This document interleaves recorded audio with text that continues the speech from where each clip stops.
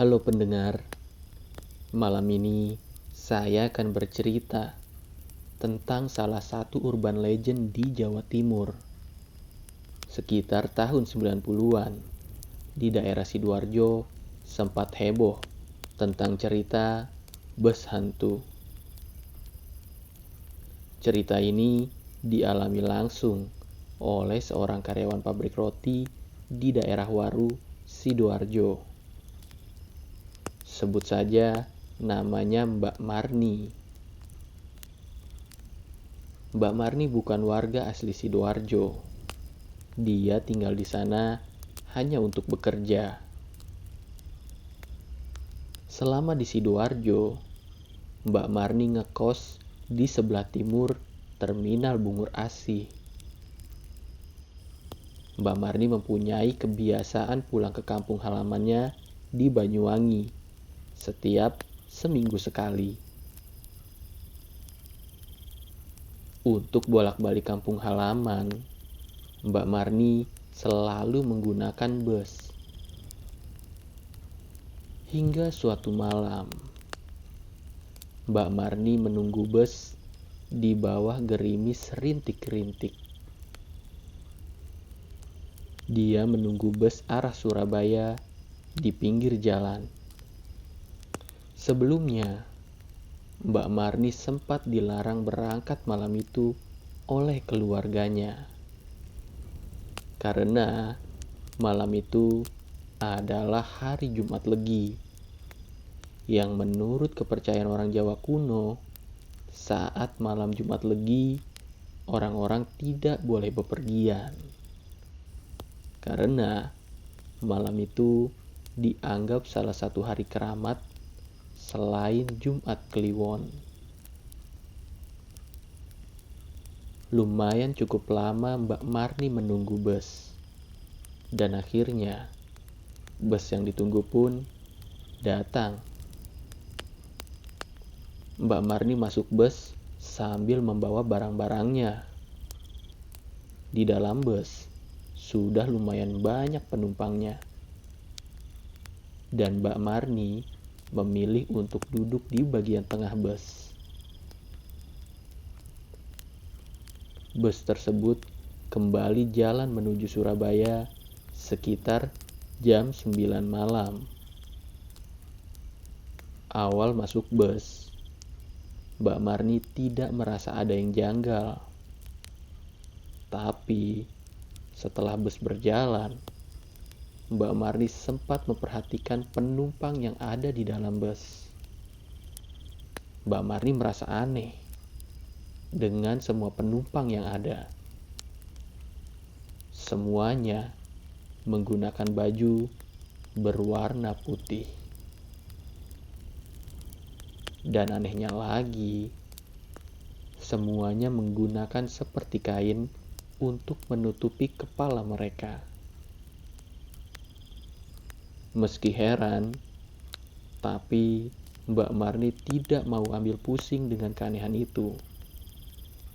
Tak lama kemudian, kondektur datang untuk meminta ongkos ke Mbak Marni. Dan anehnya lagi, kondektur tersebut meminta ongkos tanpa melihat ke arah Mbak Marni. Perjalanan malam itu sangat hening dan perjalanan berlangsung lancar. Tak lama berselang, ternyata bus tersebut sudah sampai di depan terminal Surabaya. Di sini, lagi-lagi ada yang aneh. Bus itu hanya berhenti di depan terminal.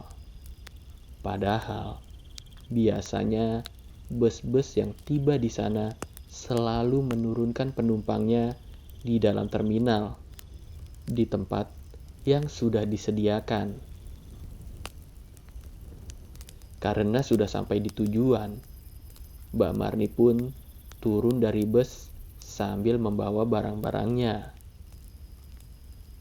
Setelah turun dari bus, Mbak Marni dihampiri oleh seorang satpam. Satpam itu bertanya ke Mbak Marni, "Mbak habis dari mana?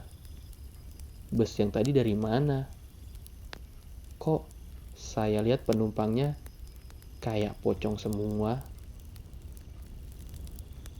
Mbak Marni kaget dengan omongan si Satpam. Dan Mbak Marni langsung menoleh ke arah bus yang ditumpanginya tadi. Dan benar saja, semua penumpang yang ada di dalam bus itu adalah pocong. Melihat keanehan itu, Mbak Marni cuma bisa diam terpaku. Dan Mbak Marni melihat jam tangan yang dipakainya. Waktu itu menunjukkan jam 9:05. Itu artinya Mbak Marni hanya menghabiskan waktu 5 menit perjalanan dari Banyuwangi ke Surabaya. Padahal kalau untuk perjalanan normal dari Banyuwangi ke Surabaya menempuh jarak sekitar 300 km. Dan kalau ditempuh dengan kecepatan konstan 60 km per jam, jarak tersebut bisa ditempuh dalam waktu 5 jam perjalanan. Saking syoknya, Mbak Marni pun pingsan. Setelah Mbak Marni kembali sadar, banyak warga yang bertanya kenapa dan apa yang terjadi. Mbak Marni pun menceritakan semuanya. Dan dia sempat mengambil karcis bus yang dibawanya tadi.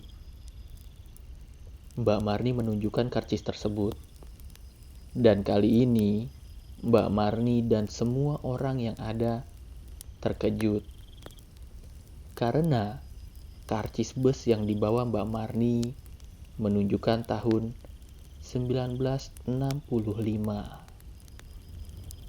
Menurut beberapa orang, tahun yang ada di karcis itu menunjukkan tahun di mana bus tersebut beroperasi dari Banyuwangi menuju Surabaya. Dan naas, bus tersebut mengalami kecelakaan hingga masuk jurang. Dan semua penumpangnya tewas. Kita diciptakan hidup berdampingan dengan hal gaib. Gangguan dari mereka mungkin saja kita alami. Yang terpenting, kita harus selalu berdoa kepada Tuhan Yang Maha Kuasa agar selalu diberi perlindungan dan kekuatan untuk menghadapi godaan dari mereka. Demikian cerita malam ini. Bagi kalian yang suka dengan cerita ini dan penasaran dengan cerita selanjutnya, kalian bisa like video ini dan subscribe channel ini.